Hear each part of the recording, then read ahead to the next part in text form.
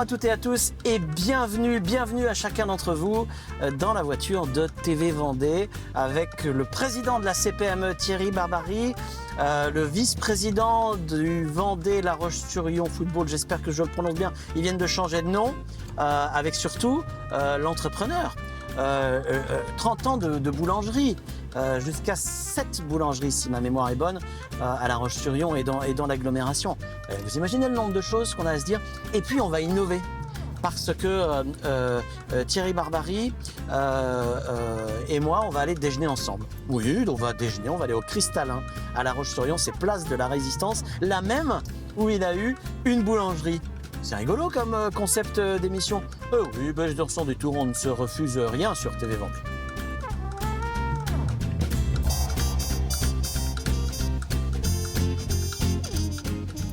Thierry Barbary. Bonjour oui. Thierry. Bonjour. Bienvenue chez toi. Merci. Donc chez toi, c'est ici, c'est là que tout a commencé. C'est en 1995, c'est par où? Elle était où? C'était où il y a les nouveaux, la nouvelle boulangerie, l'épicerie. D'accord, voilà. D'accord. T'as une petite larme quand tu passes devant, tu y penses toujours? Pas une larme, mais beaucoup d'émotions. Ouais. Et même les enfants. Oui, parce que les enfants ont grandi là aussi. Voilà, notre vie professionnelle a commencé là. On a eu beaucoup d'amis, on a toujours beaucoup d'amis. Du côté d'Aubigny. Voilà, c'est notre commune. D'affection. D'affection professionnelle. Ouais. D'accord. Voilà. Et personnel, c'est où? Saint-Hilaire-de-Voust. Saint-Hilaire-de-Voust. Ah oui, tu t'es expatrié là, t'es parti. Sud Vendée. Voilà. Ouais, t'es parti loin là du coup. Ah oui. Bon, allez, en voiture, tu vas nous raconter ton parcours.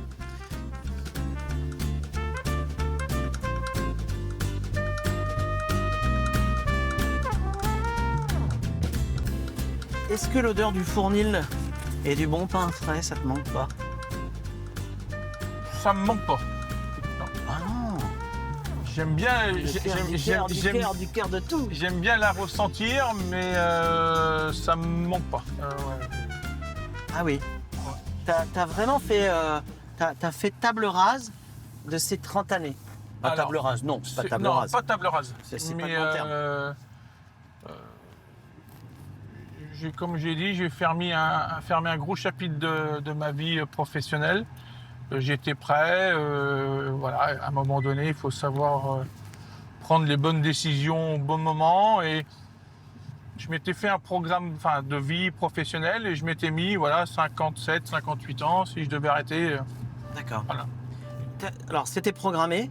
Il n'y a pas eu un élément déclencheur qui s'est dit, allez, stop, là, c'est dans 2 ans. Tu vois? Alors, je m'étais mis un cap. Après, dans la vie, tous les jours, tout change. Mais c'est des opportunités. J'ai saisi les opportunités qui sont venues à moi. D'accord. Voilà. Et ça, il faut avoir des quelles sont les qualités qu'il faut avoir pour saisir les opportunités? Parce que là, on parle, c'est quasiment le président de la CPME. Je pense que il faut se préparer. Il faut être prêt. Voilà. Alors après, moi, je me suis beaucoup nourri d'expériences des autres. Voilà. Oui. Et Mais t'aurais pu rester dans ta boulangerie à Aubigny. Ah oui. Et puis pas racheter la suivante, la deuxième, c'était où? Les Landes Génusson? Non. Alors après, on est venu sur La Roche, place de la Résistance. Place de la Résistance, oui. Après, on a créé un boulevard Rivoli. Oui. Après, j'ai pris Gambetta, Venanceau, Mouilleron. Avec Mouilleron, il y avait Mouilleron captif, il y avait les Sables. Oui. Et après, on a fait aussi le gros projet Boulevard de l'Industrie. Ouais. Mais donc pourquoi t'être lancé dans une aventure entrepreneuriale alors que tu aurais pu continuer dans tes fournils en te levant à 2h du matin, 1h, 3h? Non, mais alors, je pense que c'est des caractères. Hein. Moi, t'as la bougeotte. J'ai horreur de la... moi, il faut que ça bouge, oui. Comme tu le dis, il faut la bougeotte, il faut que j'anticipe. Voilà, je ne veux pas subir. D'accord. Et la routine, grosso modo, m'emmerde. Si je peux rester poli. Dit comme ça, hein, tu peux tous dit dans cette voiture. Ça reste entre nous, personne n'est au jus. Vous avez monté alors au départ, là, c'était toi le boulanger. Ton épouse était déjà dans l'entreprise avec toi? Alors, quand on est arrivé à Aubigny en 95, ouais. On était en région parisienne. Parce que moi, on voulait s'installer, on voulait prendre et on voulait revenir sur la région nantaise à la base. Oui. Et on est atterri à Aubigny. Coup de foudre pour Aubigny. Vraiment coup de foudre. Et ma femme a laissé son emploi qu'elle avait à Matra Défense à l'époque pour venir dans mon projet personnel. D'accord. Donc dès le départ, elle était là. Ouais. Et dans tous les projets, en fait, on dit Thierry Barbary, mais c'est Thierry Barbary et madame. Ah oui, puis même aussi dans mes développements avec mes salariés, parce que tout seul, tu ne fais rien. Ouais. Voilà. D'accord. Si on n'est pas accompagné, Mais quand tu avais décidé d'être patron, quand tu as commencé ton apprentissage, tu n'avais pas déjà l'idée d'être ce patron-là, ce type de patron-là. Tu voulais ta boulangerie à l'époque. Oui, je voulais ma boulangerie, mais bon, alors quand j'ai commencé à 14 ans, on se découvre aussi au fil du temps en tant qu'homme. Hein, voilà, oui, bien sûr. Voilà, je me suis beaucoup découvert à moi-même. Bien sûr. Mais je sais que j'avais cette ambition, parce que j'avais, dans le choix de mon métier, j'ai mon oncle qui était boulanger à Ardelais. Ouais. Et moi, j'étais dans son fournil à l'âge de 4-5 ans. Il y a toujours des gens comme ça dans les pattes desquels on traîne. Et je voulais continuer l'histoire de mon oncle. Ça, c'était pour moi, ça a été viscéral. Ouais, ça a été, voilà. Ouais. Tes parents, ils faisaient quoi? Alors, mon Ah père. mais si, mais je sais ce qu'ils faisaient tes parents. Ils avaient un bistrot. Voilà. Ils avaient un café Voilà. à Saint-Hilaire justement. Saint-Hilaire-de-Vousse, ouais, voilà. Ouais. Et Parce que j'ai lu un papier où on parle de toi. Alors je trouve ça très drôle. Tu dis le bistrot de papa et maman, c'était le Facebook d'hier. ouais. Et ça, je trouve ça génial. Ben oui, parce que plus j'avance dans l'âge, plus je m'aperçois que j'ai eu une enfance très riche, mais très très riche. Oui. Parce que, quand je dis ça dans le temps, mais c'est dans les années 80, au début des années 80, tous les rendez-vous se passaient des chefs d'entreprise, tout le monde c'était au café, les jeunes se rencontraient au café, on connaissait toutes les histoires du patelin. À l'époque, il n'y avait pas le téléphone dans toutes les fermes. Les gens, ils venaient téléphoner au café. Alors, on savait, grosso modo, on savait tout. Oui. Et puis, bon, dans le bar, Bien sûr. En fin de soirée, il y avait des rumeurs qui se colportaient. Voilà, mais voilà. Et toi, tu avais les oreilles qui traînaient. Ah ouais, j'avais les oreilles qui traînaient. Mais on a toujours gardé avec mes parents une ligne de conduite, ça veut dire que ça restait là, ça ne bougeait pas. D'accord. Et ça a toujours été aussi... Oui, mais ça a dû te construire aussi en tant que futur entrepreneur. Oui. Puisque tout se faisait là, tu as bien vu cette appétence qu'avaient les gens pour le commerce, tes parents d'abord, puis les gens qui venaient négocier dans le bistrot, ça a dû t'aider ça. Tout, oui, puis mes parents étaient quand même aussi des vrais chefs d'entreprise, parce que on faisait des mariages, tous les week-ends il y avait des mariages, ma mère était, parce que mon père avait gardé son métier de maçon à mi-temps, Oui. mais voilà, on faisait 50 couverts, 60 couverts jour, des couverts, voilà, c'était... et mes parents ont beaucoup travaillé. Ouais. Ah ouais, mais donc ce sont de belles références pour toi. Ah oui, oui. Dans la construction. Toi, tu as beaucoup travaillé aussi. Oui. Enfin, je veux dire, tu es un gros travailleur. Oui, j'ai beaucoup travaillé. Alors, dans le travail, quand j'étais au boulot, mais j'aimais bien aussi me détacher de temps en temps de mon travail, le lâcher prise, pour me ressourcer. De temps en temps, j'aime bien faire la fête. C'est pour ça que je me suis aussi beaucoup investi dans le monde associatif, parce que le monde associatif est une ressource en fin de compte. Oui. Parce que quand on travaille et qu'on reste grosso modo dans son fournil, on s'oxygène pas de nouvelles idées, de choses, voilà. Ouais. Alors, on va en parler parce qu'il y a le foot et puis il y a la CPME. Et puis tu as monté un club de tarot. Je parlais de tarot tout à l'heure. Mais tu as fait d'autres choses? Tu as eu d'autres engagements associatifs? Alors, oui, non, quand on était au Bini. Enfin, moi, j'ai toujours été dans ma culture. Ouais. Quand j'avais 17 ans, j'étais dans le club de foot à Saint-Hilaire-de-Vouste. Je m'étais toujours investi dans le bureau parce que mon père m'a toujours appris, il faut aussi rendre ou donner ce qu'on nous a donné, rendre de ce qu'on nous a donné. J'ai horreur des yak à faucon. Voilà. C'est très vendéen ça, de rendre ce qu'on nous a donné. Tout le monde n'a pas ce sens-là. Voilà, et ça me nourrit beaucoup. Je dis souvent, quand je m'investis, quand je rends les gens heureux, je me rends heureux. On va continuer cet échange. On écoute le morceau de musique que tu as choisi. Tu as choisi Mike Brandt. Pourquoi tu as choisi Laisse-moi t'aimer de Mike Brandt? Alors, Mike Brandt, quand j'avais 12-13 ans, je me suis acheté un magnétophone. Ouais. Et dans ma petite commune de Saint-Hilaire-de-Voust, il y avait quelques cassettes, mais il n'y en avait pas beaucoup. Et mes 2 premières cassettes que j'ai achetées, c'est Mike Brandt et France Gall. D'accord. Et j'ai eu quand j'ai acheté, je connaissais pas Mike Brandt, et après j'ai eu un coup de foudre, mais vraiment. Et je le passe en boucle, alors je le passe un peu moins, mais c'est toujours dans ma playlist. Mes enfants connaissent absolument Mike Brandt, mes amis aussi, ils savent que voilà, si on veut me faire plaisir, il faut mettre du Mike Brandt. C'est du Mike Brandt, voilà. Alors, on va écouter Mike Brandt. On va place de la Résistance, où tu as eu ta boulangerie. Oui. Mais j'ai une petite surprise pour toi, on va les manger ensemble. Ça te dit? Samedi. On va au Cristallin. Ok. C'est le restaurant juste à côté. Très bien, On va les remercier par avance. Et puis on va aller déjeuner ensemble et on va continuer autour d'une table cette conversation parce que je trouve que ça te va bien. Oui, tout à fait. Ok? Allez, on si écoute. tu ne me l'avais pas proposé, je te l'aurais proposé. Tu vois, super, tu vois? Allez, allons-y. Je sens que j'ai pour toi l'amour au bout des doigts.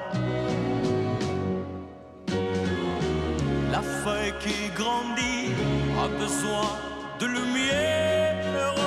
Ici, le Cristallin, ils sont installés en même temps que toi, tu m'as dit. 2002. D'accord. Là encore, c'est une opportunité toute simple. Que de prendre la boulangerie Opportunité, ici. coup de cœur. Il y avait un coup de cœur ici. Ouais, il y a eu de mon épouse un coup de cœur. Ouais. Ah oui, de ton épouse. Et puis il y avait une opportunité aussi commerciale, Ouais. parce que c'était une entreprise qui était un petit peu sur le déclin. Ouais. Et voilà, moi j'ai eu l'opportunité d'acheter les murs, parce que c'était ça aussi, en fin de compte, quand tu prends un commerce, mais aussi l'investissement pour... Bien sûr. Et on va poursuivre notre histoire, on va dire, sur ça. On gardera une petite oreille là-dessus. Alors, on a 2 sujets sur lesquels il faut qu'on s'arrête quelques instants. Alors, la CPME, tu as pris la présidence il n'y a pas longtemps. Puis, on a parlé un peu du football. On parlera CPME tout à l'heure. Le football, ça prend beaucoup de place, de ce que tu m'as dit depuis tout petit, en fait. Ouais, tout le temps. Bah oui, ça t'est... j'ai toujours Comme joué, joueur, comme arbitre. Arbitre, président. Enfin, je me suis toujours investi dans les bureaux. J'ai toujours été un acteur. Voilà. Et là, tu es vice-président de Vendée Foot Club. La Roche-sur-Yon. La Roche-sur-Yon. Je fais hyper attention. Oui, c'est très bien. D'autant que ça n'a pas été toujours un long fleuve tranquille, donc il faut faire gaffe. Cette vice-présidence-là, elle te remplit de quoi? De satisfaction. Ouais, bah, ça, c'est sûr. De beaucoup d'emmerdes. Ah oui? Oui, bah c'est lourd à gérer quand même, hein, c'est pas simple. Je ne me rends pas compte, c'est quoi comme budget, un club de foot? Alors nous, on est sur un budget d'1,5 million. Ouais. Voilà. Ce projet-là aussi, moi, il est avec Christophe Chabot, mon ami. Oui. Voilà. Je sais que vous êtes 2, il y a un binôme, il y a Voilà. le président Christophe Chabot et puis toi derrière. Voilà, on a toujours travaillé main dans la main et en binôme sur ça. Ouais. Et on a ce projet, initié par Christophe, de porter le club au plus haut niveau national. Mais c'est pas toujours facile. Hein. Bon, voilà, Alors, plus haut niveau national, on est en quoi aujourd'hui? on est en National 2. Ouais. Et notre projet, ce serait bien qu'on voudrait bien aller en National, déjà. D'accord. Et puis après, Ça demande des engagements financiers. beaucoup d'engagements Sportif. financiers, Avant tout. de structuration aussi. Ouais. Il faut des bons coachs, des bons joueurs, il faut faire les bons choix. Et puis le foot, le sport n'est pas une science. Ouais, c'est pas une science exacte. Ah non, c'est ce qui en Mais fait. pour l'instant, tu vois déjà le club progresser là? Ah oui, on Tu l'a sens qu'il y a des vu. choses qui sont en train Christophe l'a beaucoup fait progresser, hein, parce que avec le groupe Akena et à titre personnel, il met aussi, il s'investit beaucoup financièrement. Ouais. Et c'est aussi grâce à lui aussi qu'on arrive à maintenir nos objectifs. Et on essaye, voilà. Toi, tu y fais quoi exactement? Oh, je suis un T'es peu né dans les comptes? Moi, T'es né dans quoi? je suis un peu le couteau suisse. T'es le couteau suisse. Ouais, voilà. Je m'occupe beaucoup des partenaires, des bénévoles. Ouais. Voilà. Et puis après, les relations aussi avec le district, la mairie, la fédé. Voilà, T'es dans l'échange beaucoup. beaucoup dans l'échange. Bah oui, moi, c'est ce qui me porte. Moi, c'est l'humain. Voilà. D'accord. Moi, j'aime les gens. Voilà. D'accord. Ça, D'accord. c'est... Très bien. Voilà. Alors écoute, on va aller s'asseoir. On est là. Puis on va déjeuner ensemble.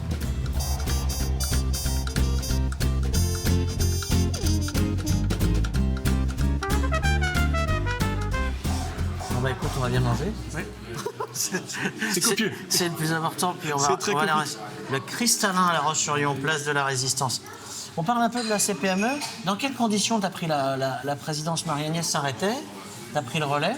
J'ai pris le relais. Marie-Agnès Mandin. C'était pas prévu que je. Ah, c'était pas prévu comme Non, ça, C'était ouais. pas prévu. Ouais. C'était Olivier Morin, Oui. qui était président de région, Patron de la région. qui a démissionné. De fait, c'est Marie-Agnès qui a pris Qui la est montée région, à la région. qui a laissé. Et dans le bureau, il y avait une personne qui était éventuellement pressentie et qui n'a pas donné suite. Ouais. Et à un moment donné, mais il a bien fallu se positionner, on a échangé. Bon, j'ai dit qu'éventuellement, moi, je pouvais réfléchir. Et dès que j'ai dit que je pouvais réfléchir, c'était mort. Voilà. D'accord. Voilà, et... Mais tu ne regrettes pas. Ah non, non, je ne regrette pas. Alors, qu'est-ce que la CPME apporte aux entrepreneurs de Vendée? Beaucoup de choses. Elle peut apporter beaucoup de choses, mais aujourd'hui, la CPME, c'est Confédération des petites et moyennes entreprises. Aujourd'hui, on est très riche de notre secrétaire général qui peut ouvrir les portes de toutes les administrations. On est facilitateur et on est dans l'échange aussi. Ouais. Il ne faut pas qu'un chef d'entreprise se retrouve seul. Et puis, on fait remonter aussi des informations du terrain sur le national. L'exemple qu'on a, le dernier exemple, c'est sur ma prime Rénov', là, Ouais. il y a 3 semaines. Gros week-end, alerte générale. La prime Rénov' s'arrête. Mohamed contacte la préfecture. Le permanent hein, de la CPME Mohamed. Et le préfet nous reçoit en urgence. Ouais. Et je tiens à dire quand même qu'on a un très très bon préfet qui est quand même aussi à notre disponibilité. On a été avec la FEB, la CAPEB et tout ça. Et il n'y a pas que nous, hein, mais dans tous les départements, voilà, on a fait remonter l'information et ils sont revenus sur la prime Rénov'. Voilà, parce qu'il y avait une grosse inquiétude. Voilà. Moi, je me bats beaucoup pour que le terrain pas de la ruralité, mais pas la France d'en haut, soit écouté, parce qu'on voit qu'il y a un décalage quand même entre. Je dis que Paris, il y a des fois, ils sont un petit peu dans leur tour, et puis que nous, sur les terrains, on n'a pas du tout les mêmes préoccupations. Est-ce que tu dirais que les chefs d'entreprise adhérents à la CPME aujourd'hui sont dans des situations pas faciles? Est-ce que c'est compliqué hein, en ce moment? La conjoncture n'est pas simple. Il faut qu'on reste positif. Le problème, c'est qu'on parle toujours des problèmes, et la vie d'un chef d'entreprise n'a jamais été simple, on va dire. Oui. Ce qu'on s'aperçoit, c'est qu'un chef d'entreprise, aujourd'hui, passé la cinquantaine, est fatigué, moralement. sûr. Beaucoup de charges. De charges.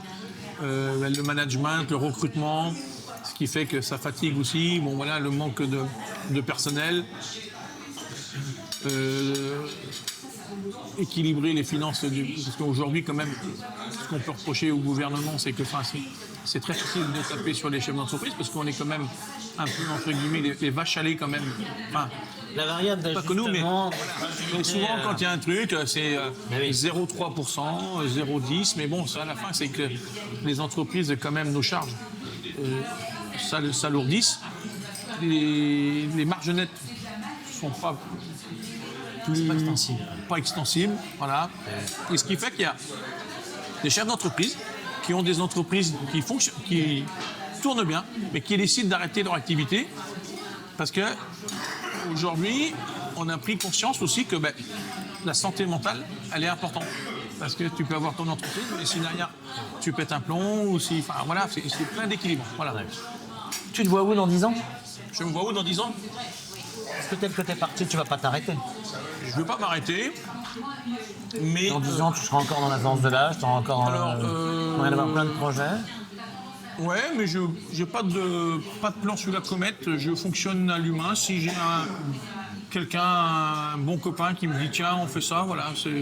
D'accord. Mais j'ai pas de plan. Non, voilà. Là, Tu profites aussi de la joie de pouvoir construire les projets qui font envie. puis d'avoir des opportunités. Voilà. D'accord. Bon, en tout cas, merci d'avoir accepté de venir. Bon appétit. Merci. Nous, on va continuer à déjeuner. Et bon. puis, c'est très très bon. On remercie le Cristallin, là. Nous sommes ici à La Roche-sur-Yon, place de la Résistance. Venez manger des tagliatelles Saint-Jacques, des très bonnes pizzas. Et on se retrouve la semaine prochaine pour un nouveau numéro de Sans Détour. Salut!